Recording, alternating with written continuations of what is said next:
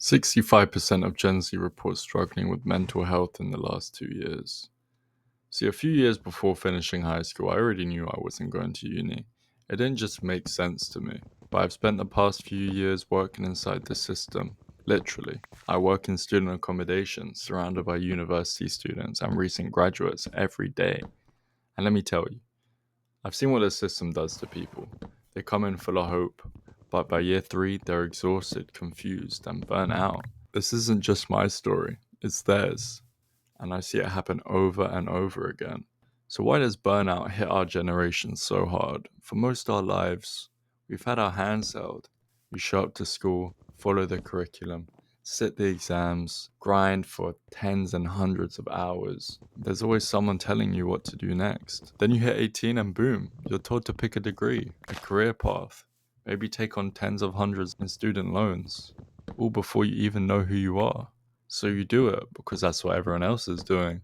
You chase a certificate. You spend 3, 4, 5 years in the system, believing the job, the success, the life that will follow. But when the dust settles, you're holding a degree that doesn't guarantee anything. The job market doesn't care. Experience matters more than education. And now you're left with debt, burnout, and a blurred path forward. You've been in school your whole life, and now you're out with no idea of what to do next. That's the setup. That's the trap. You were never taught how to live life without a structure, and suddenly you're expected to have it all figured out. Every year I watch it happen again. Students who had it all together slowly start to unravel, not because they're weak, but because the system was never designed to support what comes after. Some fake it, some shut down completely, some chase every opportunity hoping one will stick. But the ones who actually did find their way, they slow down, they simplify, they stop trying to meet every expectation and start building a life around what actually matters. So, what helped me? Even though I didn't go through uni, I still hit my own wall. I still felt the pressure to succeed instantly. But here's what helped me stay grounded, especially as a dropout like myself. One non negotiable habit every day, and for me, it was working out, having good hygiene, connecting in my meaningful relationships day in and day out, and start searching towards something that does connect with me. Unfollow content that makes you feel behind.